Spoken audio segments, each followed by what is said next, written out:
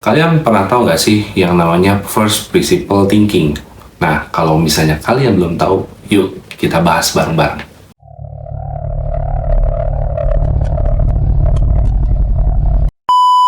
Jadi, first principle thinking itu dikemukakan oleh seorang filsuf berabad-abad yang lalu, yaitu bernama Aristoteles. Jadi, first principle thinking itu diperkenalkan hanya untuk mencari dasar alasan apa sih yang kita lakukan atau kegiatan yang kita lakukan supaya kita tahu sih inti kebenarannya itu di mana gitu loh. Ini tuh berguna banget untuk di dunia bisnis ya, karena zaman sekarang kan kita itu banyak ya terpaku oleh pelaku-pelaku industri yang sudah mulai duluan dan kita hanya bisa meniru saja gitu. Nah, gunanya first principle thinking ini adalah salah satunya kita belajar banyak dengan memahami prinsip-prinsip dasar dari suatu objek atau subjek. Terus juga first principle thinking sebagai basis pertama dari mana sesuatu itu diketahui. Jadi kita itu bisa mencari inti dari maksud dan tujuan apa yang kita lakukan itu tuh dari mana gitu loh. How to startnya itu seperti apa. Nah, makanya bisa dibilang ini tuh sebagai zero momennya gitu loh, bukan first momennya. Jadi kita bisa belajar sangat dalam sampai kita tahu kebenaran itu dan benar-benar kita pahami gitu loh. Nah, ini yang tadi disebutin di awal bahwa sebenarnya adalah tujuan sebenarnya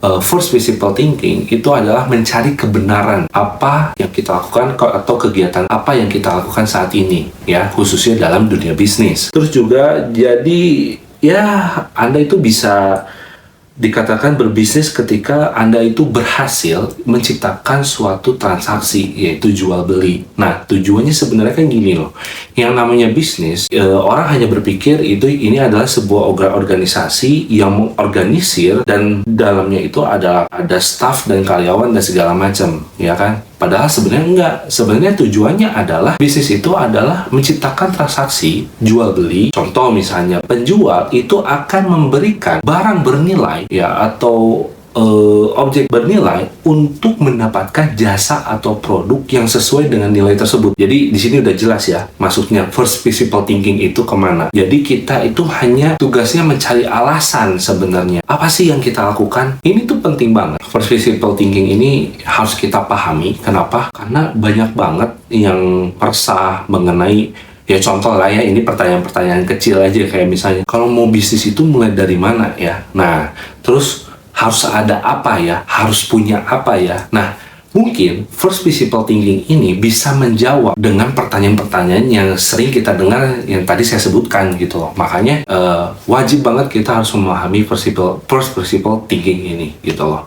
Nah, lawan dari first principle thinking itu adalah thinking by analogy. Apa sih perbedaannya? Nah, kalau misalnya dianalogikan gitu ya, first principle thinking ya dengan thinking by analogy itu seperti chef dan juga juru masak. Orang yang first principle thinking itu seperti chef ya. Chef itu dia itu tugasnya hanya menciptakan resep dan dia tahu komposisinya dan rasanya seperti apa. Pada akhirnya dia bisa menciptakan makanan yang enak dan mampu diminati oleh banyak kalangan. Ya, semua lidah cocok gitu ya untuk resep tersebut gitu atau makanan tersebut. Nah, sedangkan kalau misalnya berbicara thinking by analogy itu seperti juru masak. Juru masak itu dia tugasnya hanya dia mengolah resep yang sudah ada dan kemudian dimodifikasi gitu loh.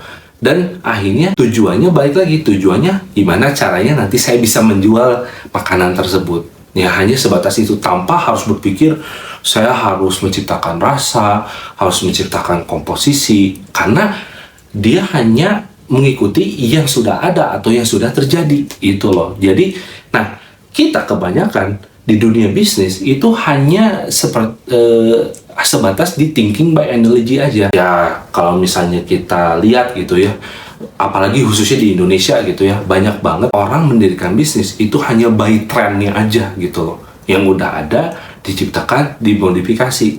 Contoh ya, kalau orang Sunda mungkin kenal yang namanya seblak gitu loh. Kalau misalnya kalian tahu seblak itu mulainya dari mana sih, siapa sih yang menciptakan seblak gitu kan, kita nggak pernah tahu siapa yang menciptakan seblak, tapi banyak banget versi-versi seblak yang ternyata diminati oleh kaum khususnya wanita nih gitu loh. Nah, seblak itu hanya yang kita nikmati sekarang itu hanya turunan aja gitu loh, yang dimodifikasi oleh beberapa hal. Contoh misalnya ditambah sayur lah, ditambah kondimen-kondimen lain yang akhirnya banyak variasi gitu loh. Nah, bisnis seblak itu termasuk dari thinking by analogy gitu loh. Jadi tanpa tahu siapa penciptanya dan dasarnya dari seblak ini itu apa gitu loh. Sebenarnya yang jadi pionirnya dong yang harusnya menang, dalam artian pionirnya ini yang menciptakan seblak ini bisa menyebarkan atau bisa memperluas karena hanya satu hal saja, yaitu bagaimana mengolah kerupuk gitu loh. Nah, seperti contoh-contoh lain, contoh misalnya waktu zaman pandemi ya, kita semua mengalami hal pandemi gitu ya.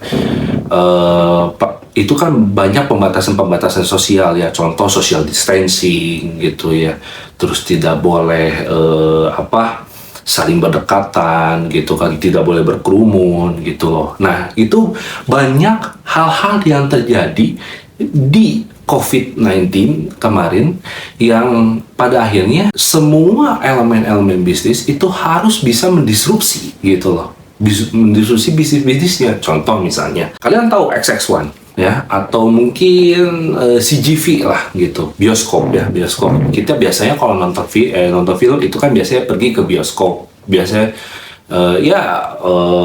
ke mall-mall gitu dan segala macam. Nah, karena adanya COVID-19 atau virus corona yang waktu itu sedang melanda, akhirnya mau nggak mau manusia harus dibatasi secara social distancing gitu loh. Dalam artian, kita nggak bisa berkunjung lagi ke mall, kita nggak bisa nonton film di bioskop ya. Pada akhirnya, disrupsi ini lahir. Nah, apa lahirnya? Contoh, akhirnya live streaming banyak gitu loh. Contoh, video.com, Netflix. Nah, itulah bisnis yang pada akhirnya berhasil untuk mendisrupsi yang tadinya terkendala masalah social distancing atau virus corona tersebut. Pada akhirnya mereka berhasil menciptakan bahwa lu lebih enak nonton di rumah aja dengan biaya langganan lebih murah. Kalau nggak salah cuma berapa ratus ribu dalam setahun gitu kan. Kalian bisa nonton film banyak film dengan banyak genre gitu ya. Itulah yang akhirnya disrupsi gitu, lahirlah disrupsi gitu, dan banyak banget.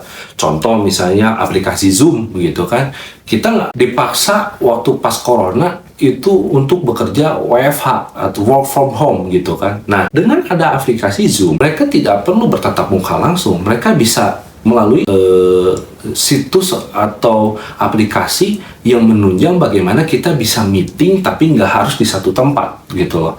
Maka akhirnya Zoom gitu loh. Nah, inilah contoh-contoh bagaimana dari dasar pemikiran first principle thinking yang akhirnya bisa mendisrupsi sebuah bisnis gitu loh. Buat kalian yang punya bisnis gitu, khususnya baik itu UMKM maupun skala perusahaan besar gitu ya. Nah, kalian itu sebenarnya kalau misalnya sekarang kita berpikir kita stuck gini, kita nggak bisa mengimprove, kita nggak bisa berinovasi gitu loh. Sebenarnya kalian hanya terjebak di thinking by analogy aja gitu loh. Kalian cuma melihat ya apa yang terjadi dan mengikuti tren tersebut gitu loh. Sebenarnya kalian itu bisa menggali lebih dalam ya. Kayak misalnya contoh bisnis hotel. Kalau dulu orang ingin bisnis penginapan dan harus memiliki sebuah bangunan dan memiliki sebuah properti gitu kan, kalian sekarang nggak perlu. Kalian hanya berpikir, nah ini first principle thinkingnya bermain gitu kan.